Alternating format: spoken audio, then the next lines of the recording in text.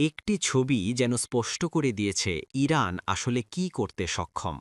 মার্কিন বিমানবাহী রণতরীর ওপর নজরদারি চালানো একটি ড্রোন থেকে ধারণ করা ভিডিওতে দেখা গেছে সেই ফুটেজ নিজ চোখে পর্যবেক্ষণ করছেন ইরানের ইসলামিক রেভলিউশনারি গার্ড কর্পস বা আইআরজিসির প্রধান মেজর জেনারেল মোহাম্মদ পাকপুর। এই দৃশ্য সামনে আসার পরই প্রকাশ্যে এসেছে বিস্ফোরক সব তথ্য। ওমান উপসাগরে মার্কিন নৌবাহিনীর যুদ্ধজাহাজগুলোর একেবারে কাছাকাছি অবস্থান করছে ইরানের তৈরি শাহেদ ১২৯ মাঝারি উচ্চতার দীর্ঘ পাল্লার ড্রোন। ওপেন সোর্স গোয়েন্দা ট্র্যাকিং তথ্য অনুযায়ী এসব ড্রোন টানা কয়েকদিন ধরে মার্কিন নৌবহরের ওপর সরাসরি নজরদারি চালিয়ে যাচ্ছে। বিশেষজ্ঞদের মতে এই শাহেদ ১২৯ ড্রোন মোতায়েন ইরানি বাহিনীকে বড় ধরনের কৌশলগত সুবিধা দিচ্ছে। এর মাধ্যমে মার্কিন নৌবহরের চলাচল, অবস্থান, এমনকি অপারেশনাল প্রস্তুতিও পর্যবেক্ষণ করা সম্ভব হচ্ছে। মধ্যপ্রাচ্যে যখন উত্তেজনা চরমে, ঠিক তখনই এমন নজরদারি পরিস্থিতিকে আরও বিপজ্জনক করে তুলেছে। কম খরচে তৈরি ইরানের শাহেদ ড্রোন এখন চোখ রাঙাচ্ছে যুক্তরাষ্ট্রের মাল্টিবিলিয়ন ডলারের বিমানবাহী রণতরী ইউএসএস আব্রাহাম লিঙ্কনের দিকে। সামরিক বিশ্লেষকদের মতে এসব ড্রোন শুধু নজরদারির মধ্যেই সীমাবদ্ধ নয়, প্রয়োজনে এগুলো একমুখী স্ট্রাইক ড্রোন হিসেবে মারাত্মক ক্ষতি করতে সক্ষম। এই ড্রোনগুলো মূলত নির্দিষ্ট লক্ষ্যবস্তুতে আঘাত হানা এবং বিস্ফোরণ ঘটানোর জন্যই নকশা করা।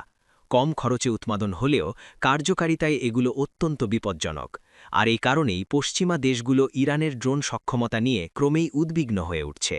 কানাডার একজন সামরিক ড্রোন বিশেষজ্ঞ সতর্ক করে বলেছেন, ইরানের ড্রোনের ঝাঁক মার্কিন নৌবহরের জন্য একটি বিশ্বাসযোগ্য ও বাস্তব হুমকিতে পরিণত হয়েছে। ফক্স নিউজকে দেওয়া এক সাক্ষাৎকারে ড্রাগনফ্লাই কোম্পানির প্রধান নির্বাহী ও সহ-প্রতিষ্ঠাতা ক্যামেরন চ্যাল বলেন, ইউএসএস আব্রাহাম লিঙ্কনের মতো যুদ্ধজাহাজের বিরুদ্ধেও স্যাচুরেশন আক্রমণ চালানোর সক্ষমতা অর্জন করেছে ইরান।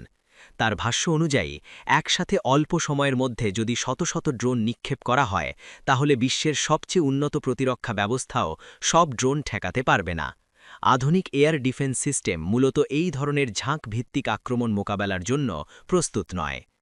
বিশেষজ্ঞরা বলছেন, ইরানের ড্রোন প্রযুক্তির মূল্য হয়তো কয়েক মিলিয়ন ডলার, কিন্তু এর মাধ্যমে যুক্তরাষ্ট্রের অত্যাধুনিক সামরিক ব্যবস্থার বিরুদ্ধে কার্যকর হুমকি তৈরি করা সম্ভব হয়েছে।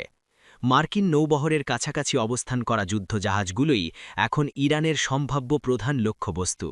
এই পরিস্থিতির মধ্যেই ইরানে হামলার লক্ষ্যে মধ্যপ্রাচ্যে ইউএসএস আব্রাহাম লিঙ্কন সহ বিপুল সামরিক সরঞ্জাম মোতায়েন করেছে যুক্তরাষ্ট্র। এর জেরে পুরো অঞ্চল জুড়ে তৈরি হয়েছে চরম উত্তেজনা ও অনিশ্চয়তা। সমালোচকদের মতে শুধু সামরিক চাপ নয়, ইরান সরকারের পতন ঘটানোই যুক্তরাষ্ট্রের দীর্ঘমেয়াদী সামরিক কৌশলগত লক্ষ্য। আর সেই লক্ষ্যকে কেন্দ্র করেই মধ্যপ্রাচ্য ধীরে ধীরে আরেকটি ভয়াবহ সংঘাতের দিকে এগিয়ে যাচ্ছে বলে আশঙ্কা করা হচ্ছে।